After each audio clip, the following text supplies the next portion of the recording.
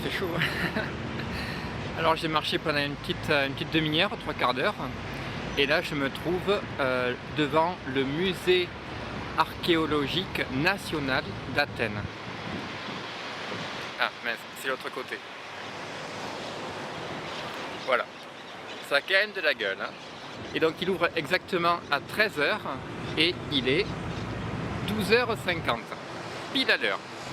Salut à tous, c'est Matt et bienvenue pour un nouveau vadrouillage. Aujourd'hui, on est toujours à Athènes et je vous amène à visiter le musée national archéologique, l'un des plus grands et les plus importants musées du monde consacrés à l'art et à la culture de la Grèce antique. On commence donc par la salle dédiée à l'art cycladique.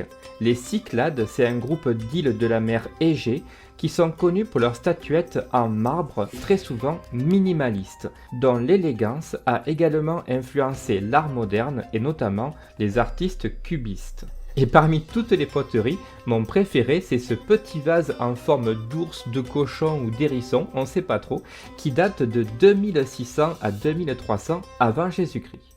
Maintenant, on arrive dans la salle de la civilisation mycénienne, qui s'est épanouie de 1600 à 1100 avant Jésus-Christ.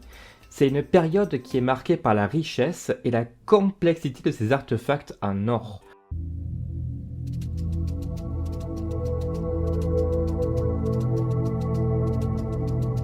Une des pièces les plus célèbres du musée, c'est le masque d'Agamemnon, qui a été découvert à Mycène par l'archéologue Heinrich Schliemann en 1876.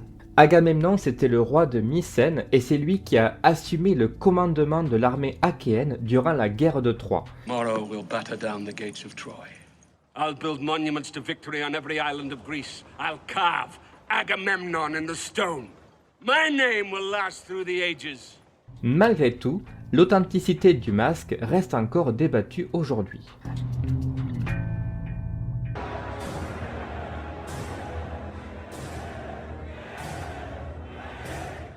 La prochaine salle nous plonge dans la période archaïque de 700 à 480 avant Jésus-Christ.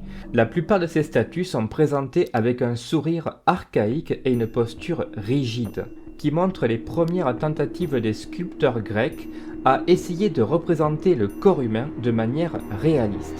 Et d'ailleurs, la plupart de ces statues sont clairement inspirées de l'art égyptien, et notamment ces magnifiques sphinx funéraires.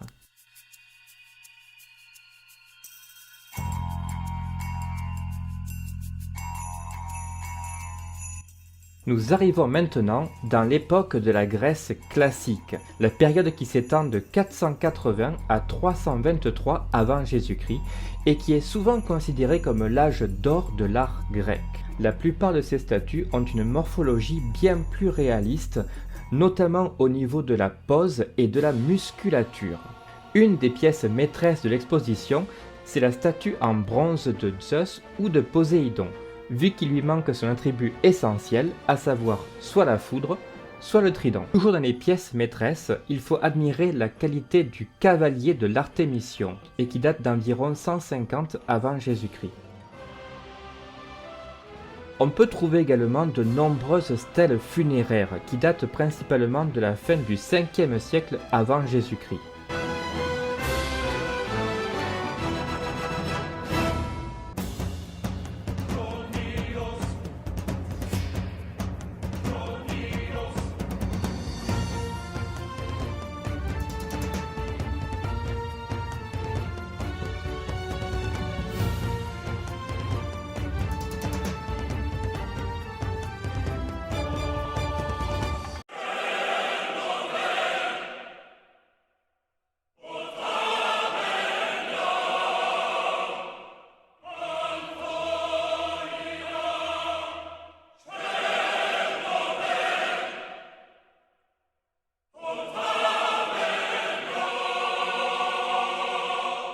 This is where we hold them! This is where we fight! This is where they die! And these shields, boys! Juste après, on passe à la période hellénistique, c'est-à-dire de 323 à 31 avant Jésus-Christ, qui se caractérise encore une fois par une plus grande liberté artistique et une expression plus dramatique. Les artistes de l'époque essaient d'explorer différentes techniques et des nouveaux styles pour représenter à la fois les émotions et le mouvement. Les poses sont de plus en plus dynamiques et les détails du visage parviennent à créer des expressions de plus en plus subtiles.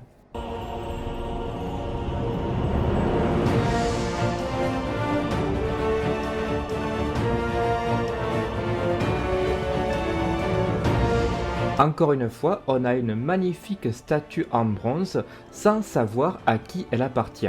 On pense donc que c'est Persée qui brandit la tête de la gorgone Méduse. Alors celle-là, c'est clairement une de mes préférées qui représente Aphrodite avec le dieu Pan. Et on voit clairement que le satyre au pied de bouc est sur le point de se ramasser un coup de sandale. Et on arrive presque à la fin du musée avec la période de la Grèce romaine. On peut y voir notamment de nombreux portraits impériaux extrêmement réalistes. Am I not merciful?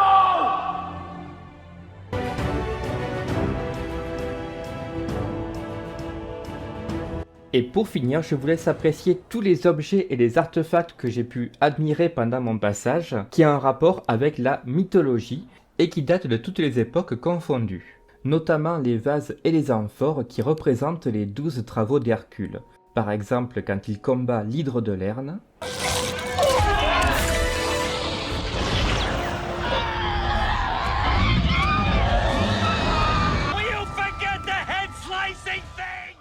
Le lion de Némée, quand Thésée tue le Minotaure. Et une de mes préférées, quand Hercule prend carrément un mec pour taper sur les autres. Une mosaïque qui représente la tête d'une gorgone. Et enfin, de magnifiques petites statues d'Athéna qui datent du 2e ou 3e siècle après Jésus-Christ et avec des détails absolument incroyables.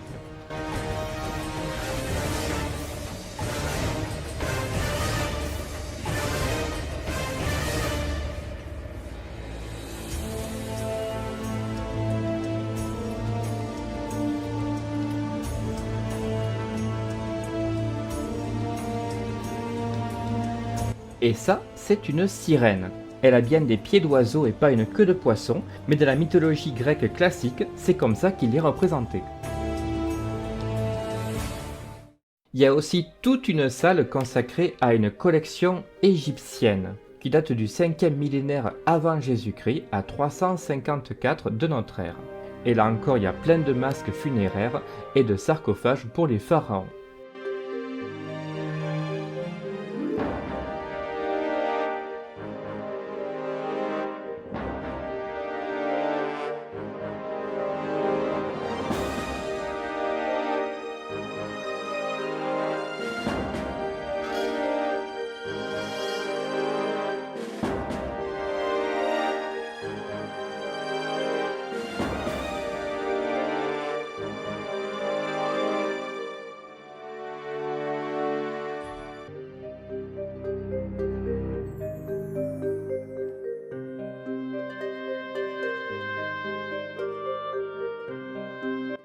Et bien voilà, merci d'avoir suivi cette visite du Musée national archéologique d'Athènes. Et n'oubliez pas le guide en vous abonnant par exemple pour soutenir la chaîne. Et moi je vous dis à bientôt pour de nouveaux vadrouillages. Ciao!